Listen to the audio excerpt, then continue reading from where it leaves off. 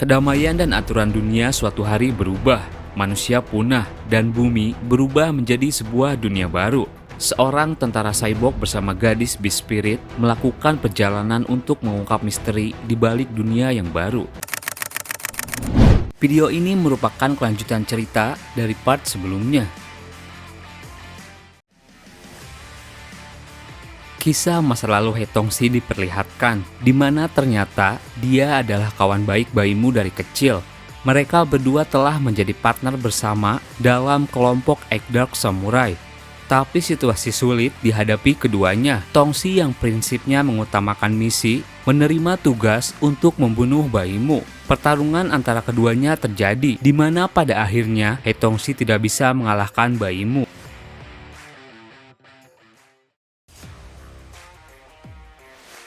Baimu duduk di samping Tongxi yang sudah terkapar. Tongxi sadar, ia bilang, "Aku tidak berpikir kau akan memukulku dengan keras.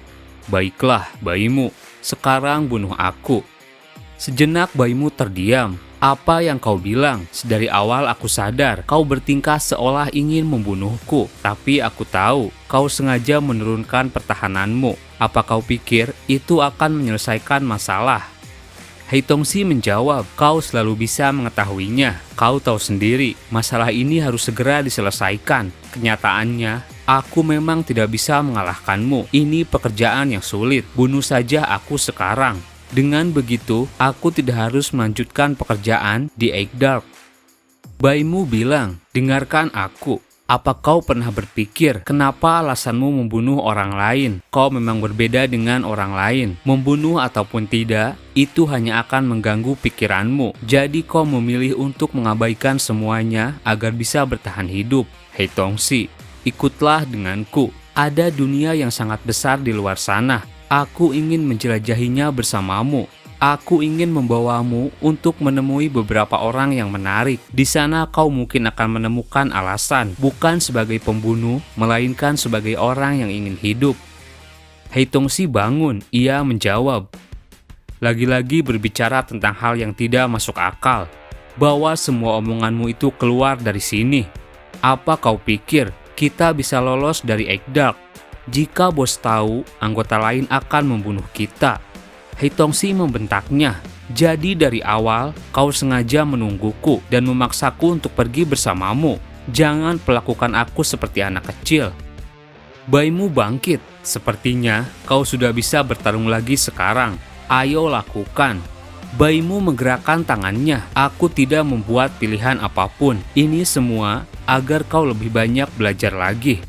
Mereka siap bertarung lagi. Baimu terkejut, ia tak bisa mengeluarkan kekuatannya. He Tongxi langsung menjatuhkan tubuh Baimu. "Apa serangan elektromagnetikmu sudah habis? Tentu saja, itu akan menguras tenagamu. Pasti kau membutuhkan banyak waktu untuk memulihkannya lagi." Tongxi siap menonjok, ia bilang, "Sekarang pergilah dari sini atau aku akan membunuhmu." Baimu tertawa, "Apa kau melepaskanku? Itu merupakan pelanggaran dari Dark Egg." Tongxi kesal, ia memukul wajahnya. "Kau pikir itu lucu? Percaya atau tidak, aku akan menghancurkanmu." Baimu lalu menarik pedang Tongxi yang tertancap di sampingnya. "Ambillah, ini pedangmu. Sekarang pilihanmu adalah membunuhku atau pergi bersamaku." He Tongxi semakin kesal, ia langsung memegang pedang dan siap menghabisinya. "Kau pikir aku tidak mampu melakukan ini?" Baimu terdiam. He Tongxi hendak menusuknya, tapi tangannya bergetar. He Tongxi gemetaran. "Sialan, aku tak bisa melakukannya. Baiklah, aku akan pergi bersamamu." Baimu tersenyum. "Baguslah, ini sudah diputuskan. Sebaiknya kita segera bersiap-siap." "Sepertinya semuanya sudah berakhir," ucap Ma Jeon berteriak melihat mereka dari jauh. Melihat Ma Jeon berada di sana, sontak mereka berdua dibuat syok. Ma Jeon bilang, "Aku pikir Kak Tongxi tidak bisa mengalahkan Baimu sendiri, jadi aku datang untuk membantu. Tapi sepertinya Kak Tongxi bisa melakukannya. Sesuai kata bos, sepertinya kalian punya waktu yang berat. Cepat selesaikan, agar aku bisa menjadi partner Kak Tongxi." Majeon turun. Bos tahu kalau Kak Tongsi tidak bisa membunuh bayimu. Jadi biarkan aku saja yang membunuh bayimu. Sontak Tongsi kesal mendengar itu. Majeon, pergilah. Ini pertarungan antara kami berdua. Majeon menjawab, kalau begitu cepat lakukan. Jika tidak segera, anggota lain akan segera datang. Kalau yang lain sampai melihat ini akan jadi masalah besar.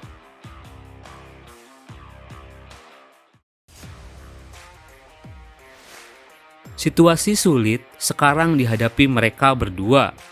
Bayimu dalam hatinya berpikir, Majeon benar. Bos tahu aku dan Tongsi berteman baik dan bos mencurigai kita. Tapi kenapa Majeon memberitahu kalau anggota lain akan datang ke sini? Dari perkataannya aku bisa menebak, jika kita melarikan diri dari sini, maka tidak akan ada jalan keluar. Aku mengerti, hanya ada satu orang yang akan bertahan hidup. Aku harus menyelesaikan ini. Bayimu segera bergerak. Ia langsung menyerang dan mengeluarkan kekuatannya. Sebuah ledakan besar terjadi. Hei Tongsi terpental. Majeon tidak terima. Ia bergerak maju. Kenapa kau masih punya tenaga sebanyak itu? Bayimu menjawab, berhenti. Aku bisa dengan mudah menghancurkanmu, Majeon. Tongsi sendiri sudah bilang, ini adalah pertarungan antara kami berdua. Jadi jangan ikut campur. Diam di situ dan lihat saja. Bayimu kembali beraksi. Ia menggerakkan tangannya. Tubuh Tongsi ditariknya. Satu tendangan keras dilancarkan. Tongsi terlihat kesakitan. Tubuh bayimu mulai berubah. Kerusakan robotik mulai menyerang tubuhnya. Hei Tongsi lalu menyadari itu. Apa yang dilakukan si bodoh itu? Dia terlalu banyak menggunakan kekuatannya. Hei bayimu, tahan dulu. Hentikan semua ini. Tanpa memperdulikannya, bayimu terus menyerang. Tubuh Tongsi dihantamkan dengan keras ke bumi. Magnetic storm, sebuah ledakan dahsyat tercipta. Sialan, Majeon yang melihat itu datang membantu Tongsi lagi. Satu hantaman siap dilancarkan. Tongsi segera bangkit dan menghentikan pukulan Majeon. Tubuh Tongsi terhempas. Bukankah aku sudah memberitahumu, Majeon, untuk tetap diam? Ini pertarungan kami, jadi jangan ikut campur. Terlihat kini ia terluka parah. Tongsi bertanya pada bayimu, aku penasaran, apa sebenarnya yang ingin kau capai di luar sana? Bayimu menjawab, itu tidak penting lagi, aku sudah berubah pikiran. Tubuhnya semakin digerogoti penyakit robotik. Sambil terus menyerang, bayimu berkata, aku lebih nyaman untuk bekerja sendiri. Kau sangat ceroboh, selalu menyebabkan masalah. Kau selalu merengek minta diisi baterai. Bayimu melemparnya. Hei Tongsi terpental jauh. Penyakit robotiknya semakin cepat menjalar. Hei Tongsi bertumpu pada pedangnya dan bilang, hei bayimu, apa yang kau lakukan? Berhenti menggunakan kekuatanmu. Penyakitmu akan menyebar. Kau bisa mati. Tiba-tiba, Hei Tongsi terkejut karena tubuhnya mulai dikendalikan ke arah bayimu. Pedang yang ia pegang bereaksi dan siap menghunus ke arah tubuh bayimu. Bayimu, apa yang sedang kau lakukan? Hentikan sekarang. Tongsi berusaha berontak, tapi bayimu terus menarik tubuhnya. Majeon yang melihat itu heran. Dalam hatinya ia bilang, tidak mungkin. Apa bayimu sengaja melakukan itu? Apa ia berniat menyakiti dirinya sendiri? Sepertinya aku bisa menebak maksudnya. Jadi saat anggota lain tiba, mereka akan melihat keduanya sudah habis-habisan bertarung dan Kak Tongsi telah menyelesaikan misinya. Dari awal, bayimu memang berencana melindungi Hei Tongsi sampai akhir hidupnya. Hei Tongsi terus berteriak, hentikan, kumohon, aku berjanji tidak akan membuatmu marah lagi. Dari jauh, bayimu yang terus menarik tubuh Tongsi tersenyum. Ia berkata, maaf, tapi biarkan aku membantumu membuat keputusan. Pedang itu pun pada akhirnya menancap di tubuh bayimu. Suasana mendadak hening.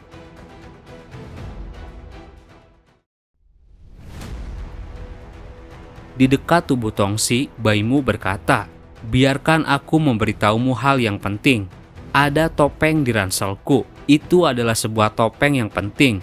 Pergilah ke Beast Spirit Gate. Saat kau bertemu Puanya, dia akan memberitahumu apa yang harus dilakukan. Tongsi bingung, apa maksudmu? Kenapa kau memberitahuku semua ini? Kenapa juga aku harus menurutimu? Baimu menjawab, nanti kau akan menemui beberapa orang yang menarik. Pergilah dengan mereka dan lakukan banyak perjalanan bersama. Dunia ini sangat luas. Pergi dan lihatlah yang ada di sana. Temukan alasan jalan hidupmu sendiri. Tak kusangka, akulah korban pertama dari pedang yang kuberikan padamu. Pedang ini sepertinya menyukaimu. Pedang yang terbuat dari tulang rusukku. Baimu sekarang terluka parah. Tubuhnya tak mampu lagi berdiri. Hei Tongsi bilang, apa kau akan mati seperti ini? Kita masih bisa kabur bersama. Baimu menjawab, ini sudah jelas kalau hanya ada satu dari kita yang bisa pergi hidup-hidup. Selama Ma Jeon ada di sini, kesempatanmu untuk kabur masih ada. Tolong maafkan aku karena tidak bisa menemukan jalan lain. Ini belum berakhir. Aku yakin pasti ada jalan lain. Cepat cas dirimu, ucap Hei Tongsi. Berhenti mengatakan hal bodoh, pedangnya menusuk hatiku. Mataku sekarang rasanya berat, sepertinya aku akan tertidur. Kalau ada hal lain yang mau kau katakan, katakan saja. Hei Tongsi ingin mengatakan sesuatu. Tapi satu tembakan datang tiba-tiba mengenai kepala Baimu. Sontak Hei Tongsi syok melihat itu. Dua anggota Ikdark Samurai, Krura dan Tafak sudah sampai di sana. Sambil memegang pistol, Krura berkata, kelihatannya kita sudah terlambat. Tafak menjawab, tidak, aku mau mencopot kepalanya. Tafak bergerak menyerang, tubuh Baimu ditariknya. Kelihatannya dia sudah mati. Kerja bagus Hei Tongsi, aku akan membawa tubuhnya pada bos. Terlihat dua anggota lain datang di sana. Safak bilang, bos punya bukti pengkhianatan Baimu. Bagaimanapun juga, kami juga harus mencari tahu apa kau terlibat, karena kau adalah rekannya. Itulah mengapa tugas ini diberikan padamu secara terpisah. Untunglah, kecurigaan kami sudah jelas. Kelihatannya Baimu tidak memberitahumu, sungguh persahabatan yang dangkal. Mendengar itu, Hei Tongsi marah, lepaskan dia. Tafak lalu melepaskan tubuh Baimu. Ma Jeon bilang, aku melihat semuanya. Katongsi berjuang saat melawan Baimu sampai akhir. Dalam hatinya Ma Jeon berkata, seharusnya tidak ada masalah dengan ini. Semuanya sudah tertutup. Baimu mati, Katongsi terluka. Semuanya berjalan sesuai yang Baimu inginkan. Selama Katongsi diam, tidak akan ada yang curiga. Sekarang aku hanya harus mencari cara agar semua anggota pergi, agar Katongsi bisa kabur. Ma Jeon ternyata mendengar pembicaraan mereka berdua di awal. Tiba-tiba Hei Tongsi bergerak. Ia langsung menyerang Tafak, berhenti tersenyum bajingan. Satu pukulannya mendarat di wajah Tafak. Tafak berkata sambil tersenyum, kau pikir sedang apa? Akan kupastikan bos mengetahui ini. Satu tendangan lagi diberikan, menghantam keras ke bumi. Tongsi mencekiknya. Katakan pada bos untuk menjauh. Satu pukulan siap diberikan, tapi dengan cepat Sakate mengunci tubuh Tongsi. Lepaskan aku, apa kau juga mau mati? Sana yang melihatnya menjawab, apa yang kau katakan Hei Tongsi? Apa kau mencoba membunuh yang lain? Jelas itu adalah pelanggaran. Situasi semakin panas.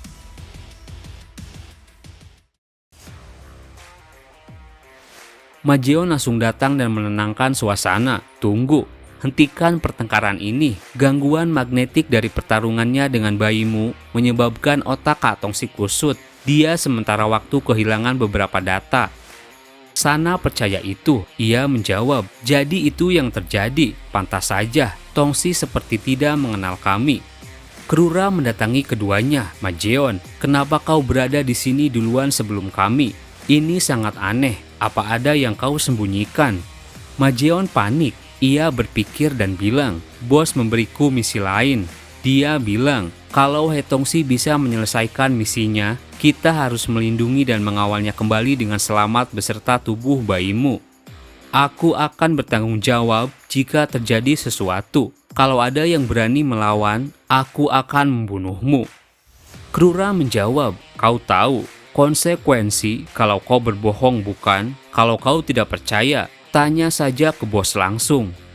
Sana bilang, baiklah, kami tidak akan menghalangi. Kepercayaan Ekdak Samurai melarang kita untuk mengganggu misi satu sama lain. Para anggota tersebut pada akhirnya pergi. Terlihat kini, Hei Tongsi sedang bersama tubuh Baimu.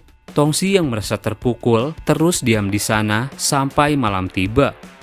Tongsi lalu bilang kepada Ma Jeon yang masih berada di sana, Ma Jeon, aku akan meninggalkan tempat ini dan pergi jauh. Ma Jeon tersenyum, aku sudah tidak kaget. Kau sudah berjanji pada Baimu bukan kalau kau akan menjelajahi dunia. Tidak masalah, pergilah. Bos pasti sudah mencurigaimu juga. Jadi lebih baik kalau kau tidak kembali. Tongsi bertanya, Ma Jeon, apa perintah yang bos berikan padamu tadi itu benar? Ma Jeon menjawab, tidak, tapi jangan khawatir, aku akan menyelesaikannya. Bos sangat menyukaiku, jadi mungkin aku hanya akan dimarahi. Yang penting sekarang, bawa topeng ini dan pedangmu juga. Aku akan kembali dan membawa tubuh Baimu lalu membakarnya. Walaupun aku ingin pergi bersamamu, tapi sepertinya aku harus tetap di sini. Mungkin aku bisa membantumu lain kali. Sejenak Hei Tongsi terdiam. Terima kasih Ma Jeon karena sudah banyak membantuku. Ma Jeon terlihat sedih. Hei Tongsi lalu memakai topeng tersebut dan menyarungkan pedangnya. Ma Jeon bilang, kalau ada yang penting yang ingin kau katakan, katakan saja. Tongsi menjawab, kita harus melindungi Baimu dan mengawalnya kembali dengan selamat. Ma Jeon tersenyum, baiklah, aku mengerti. Terima kasih buat teman-teman yang udah nonton video ini sampai habis. Mohon maaf jika banyak salah, admin pamit dan sampai jumpa di video berikutnya.